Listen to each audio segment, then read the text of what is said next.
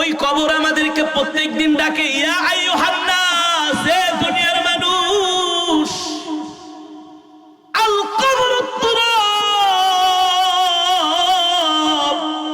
আমি কবর মাটির ঘর, আমি কবর মাটির ঘর।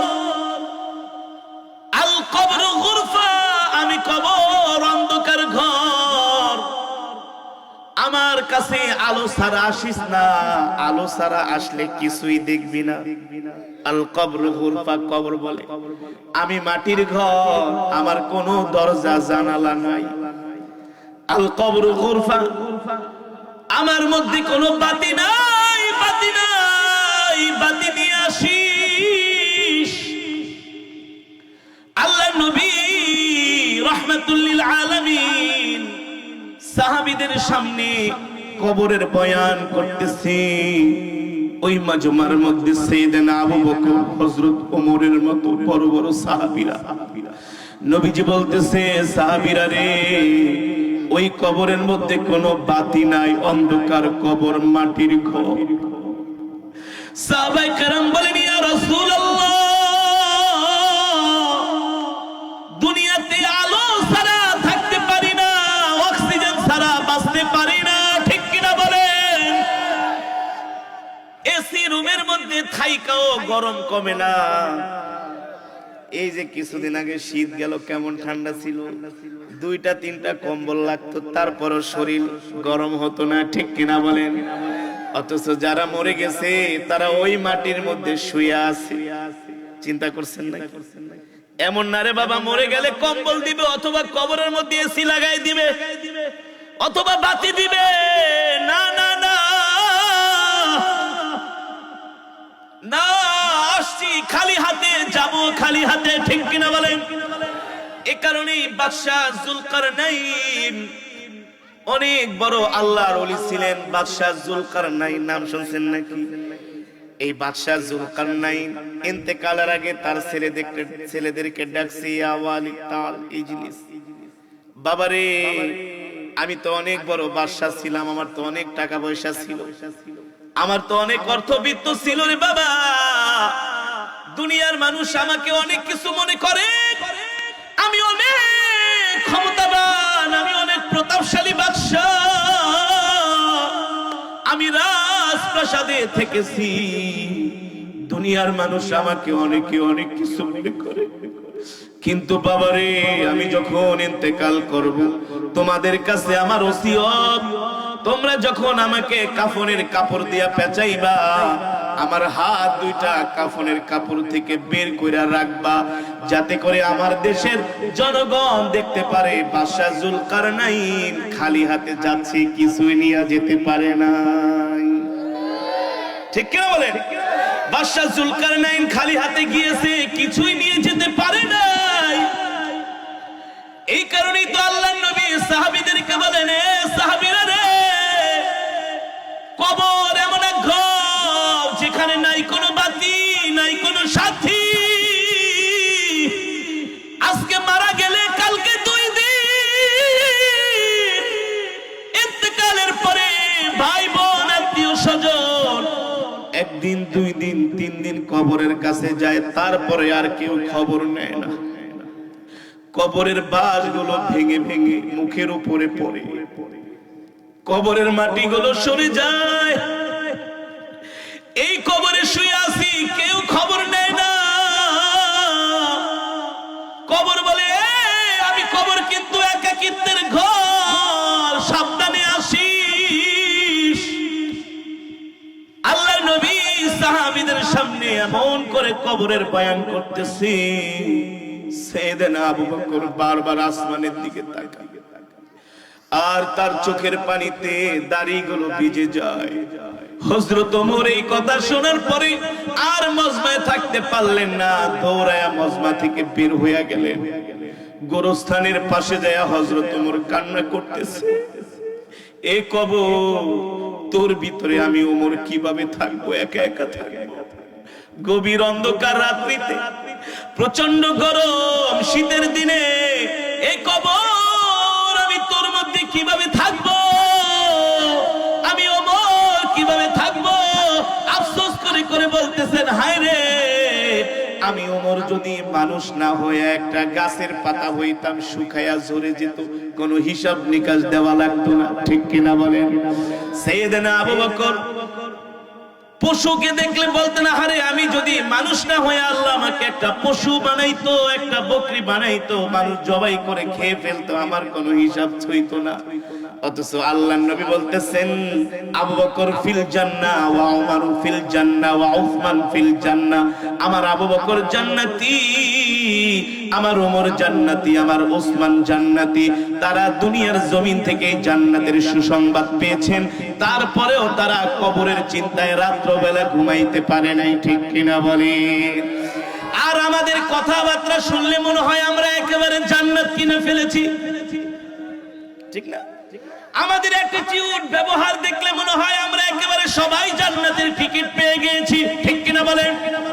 অথচ সাহাবায়ে কেরাম কবরের ভয়ে এত কান্না করতেন, হযরত ওমর মাঝে মাঝে কবরের মধ্যে শুয়ে থাকতেন আর বলতেন, কবর রে, তুই তো হচ্ছিস একজন মুমিনের জন্য প্রথম ঘাঁটি, এই কবর থেকে যদি কেউ মুক্তি পাওয়া যায় তাহলে আল্লাহ তার জন্য জান্নাতকে সহজ করে দেয়। ঠিক কিনা বলে? এ যুবক, আজকে আর তুমি দুনিয়ার পিছনে ঘুরতেছো, আজকে তুমি দুনিয়ার ধান্দায় আছো, টাকা পয়সা ইনকামের চিন্তা করো, দুনিয়াতে কিভাবে আরো বেশি অর্থের মালিক হইবা সেই চিন্তা করতেছো। তুমি কি একবারও চিন্তা করলে না তোমার জন্য আমার জন্য মসজিদের বারান্দায় খাট রেডি হয়ে আছে? ঠিক কিনা বলেন? যে কোনো দিন তোমার নামে আমার নামে মসজিদের মিনার থেকে ঘোষণা হতে পারে। ঠিক কিনা বলেন? যে কোনো দিন তোমার নামে আমার নামে মসজিদের মিনার থেকে ডাক দিতে পারে, অমুকের ছেলে অমুক এই দুনিয়ার জমিনে আর নাই। ঠিক কিনা বলেন? আমি তো অবাক হয়ে গেলাম, আশ্চর্য হয়েছি। এই মাহফিলের যেই ভাই হারুন ভাই আমাকে দাওয়াত দেওয়ার জন্য আমার মসজিদে গিয়েছিলেন আরো 2 বছর আগে, বরপা হারুন ভাই, দেখতে কত সুন্দর, নবীর সুন্নতি দাড়ি তার মুখের মধ্যে, কত সুন্দর সুন্নতি টুপি পরতেন, নরম ভাষায় আস্তে আস্তে করে কথা বলতেন। আমি 1 বছর প্রোগ্রামটা রেখেও কোনো কারণে আমি আসতে পারি নাই। আমি দেখলাম আমার ভাইটা, আমি গাড়িতে উঠতেছি, সামনে দাঁড়ায় আমার সাথে বিনয়ের সাথে বলতেছে, হুজুর মাহফিলটা রাখেন, আপনাকে অনেক ভালোবাসি, আপনার কোরআন তেলাওয়াত শুনি। কিন্তু আমি বুঝতে পারি না আমাদের এই সোনার ভাইটা আমাদের ছেড়ে চলে যাবে। অথচ সেও তো একজন যুবক ছিল রে, যুবক। তার বয়স বা কত হয়েছে? তার বয়স বা কত হয়েছে? তারও তো জীবনের স্বপ্ন ছিল এই দুনিয়াতে আরো অনেক দিন বেঁচে থাকবে। ঠিক কিনা বলেন?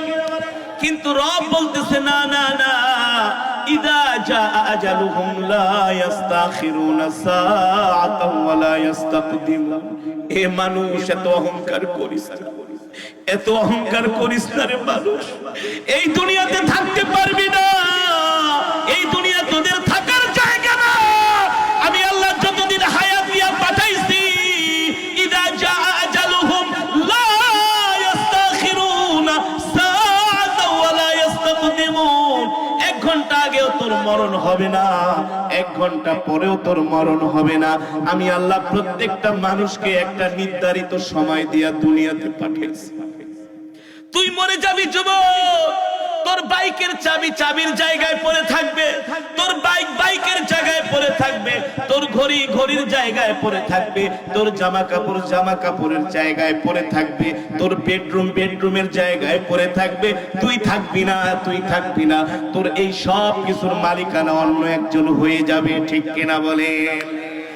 এই কারণেই তো কবর বলতেছে, সাবধান, আমি কবর, অন্ধকার ঘর,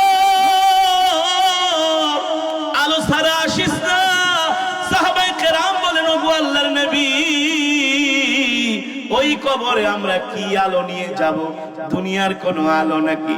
কোন আলো দিয়ে আমরা কবরে দেখব? আল্লাহর নবী বলেন, ইযা উদিআল মাইয়িতু ফি কবরিহি জাআল কুরআনু ইনদা রাসিহি। এই দুনিয়ার জমিনে যারা আল্লাহর কোরআনকে মহব্বত করবে, আল্লাহর কোরআনকে ভালোবাসবে, আল্লাহর কোরআন তেলাওয়াত করবে, সকাল সন্ধ্যা কোরআন তেলাওয়াত করবে, ইন্তেকালের সাথে সাথে আল্লাহর কোরআন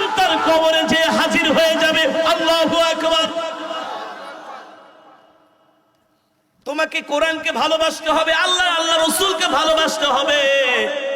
তুমি কোন গায়িকা নায়িকা খেলোয়াড়কে ভালোবাসতে পারো না। তুমি মুসলমান, তোমার ভালোবাসার দাম আছে। একজন মুমিন যাকে তাকে ভালোবাসতে পারে? জোরে বলেন। মুমিনের ভালোবাসার দাম আছে। মুমিনের ভালোবাসা এত সোজা না। মুমিনের ভালোবাসা দুনিয়ার চাইতেও দামি, ঠিক কিনা বলেন? আল্লাহর নবী বলতেছেন, আমার উম্মত, তুমি আমার আল্লাহর কোরআনকে ভালোবাসো। ও সাহাবীরা, তোমরা আল্লাহর কোরআনকে ভালোবাসো। ইযা উদিআল মাইয়িতু ফি কবরিহি জাআল কুরআনু ইনদা রাসিহি। নবীজি বলেন, যারা এই দুনিয়ার জমিনে কোরআনকে ভালোবাসবে, যারা কোরআন অনুযায়ী চলবে, যারা কোরআন অনুযায়ী জীবনটাকে সাজাবে, যারা কোরআনের কথা মেনে মেনে দুনিয়াতে চলবে, কদমে কদমে আল্লাহর কোরআনের কথা মেনে মেনে চলবে, তাদের যখন ইন্তেকালের সময় হয়ে যায়, আল্লাহ তাআলা মালাকুল মউতকে বলে, এ মালাকুল মউত আজরাইল, যা যা আমার ওই বান্দার জানটা কবজ করে নিয়ে আয়। কিন্তু আমার বান্দার জান কবজ করতে যাবি, সাবধান সাবধান, আমার বান্দা অনেক সম্মানিত বান্দা। আমার বান্দা আমার কোরআনকে ভালোবাসছে, আর 10 জনের মতো তার জান কবজ করা। আমার বান্দা সম্মানী, সম্মানী মানুষের সাথে সম্মানের আচরণ করতে হয়, ঠিক কিনা বলেন? ওয়ালাকাদ কাররামনা বানি আদম। আল্লাহ আমাদেরকে অনেক সম্মানিত করে সৃষ্টি করেছে, মানুষকে আল্লাহ অনেক সম্মানিত করে সৃষ্টি করেছে। এই কারণে সম্মানিত মানুষের জন্য আল্লাহ সম্মানের রিজিক দিয়েছে, ঠিক কিনা বলেন? মানুষ খায় গরু, মানুষ খায় মুরগি, মানুষ খায় ভালো ভালো জিনিস, মানুষ খায় দুধ, মানুষ খায় ডিম, ঠিক কিনা বলেন? আর কুকুর খায় উচ্ছিষ্ট জুতা। মানুষের চাইতে কিন্তু হাতির শক্তি বেশি, কিন্তু হাতি খায় কলা গাছ। কথা বলেন। আর মানুষ খায় মাখন, মানুষ খায় ঘি। আল্লাহ বলে, ওয়ালাকাদ কাররামনা বানি আদম। এ দুনিয়ার মানুষ, তোদেরকে আমি সম্মানিত করে সৃষ্টি করেছি আর সম্মানের রিজিক দান করছি। শুধু দুনিয়াতে সম্মানের রিজিক না, আমি আল্লাহ তোদেরকে কেমন সম্মানিত করে দেখ। যখন তোরা আমার পেয়ারা বান্দা হয়ে যাস, হামিলে কোরআন হয়ে যাস, তখন কোরআনের আশিক হয়ে যাস, যখন তোদের ইন্তেকালের সময় হয়, আমি আল্লাহ মালাকুল মউত আজরাইলকে ডাক দিয়া বলি, এ মালাকুল মউত, সাবধান সাবধান, আমার এই বান্দা আমার মুহাব্বতের বান্দা, আমার বান্দা আমার জবানের কালামকে ভালোবাসে, সাবধান, তার জান কবজ করার জন্য যখন যাবি, তখন জান্নাত থেকে একটা রুমাল নিয়ে যাবি। আর আস্তে কোন সুবহানাল্লাহ, সুবহানাল্লাহ জোরে বললে হইতে পারে আল্লাহ তাআলা এমন মৃত্যু আমাদের কপালে লিখে দিতে পারে।